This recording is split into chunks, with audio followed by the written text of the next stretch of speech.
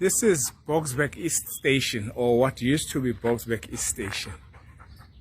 I'm cataloging some of the shit this ANC government has led to. It is unspeakable.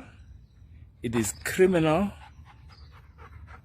Dare I say apocalyptic? This is apocalypse now, you know? I just can't begin to believe that this is what used to be. You can call it apartheid, planned things. They worked like clockwork. They worked like Swiss clocks. But this fucking government has managed to mess things up big time.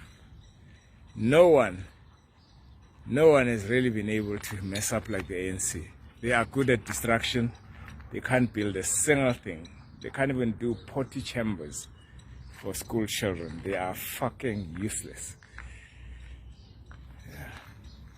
Yeah. Look at that. The rail is hanging on air. Yeah?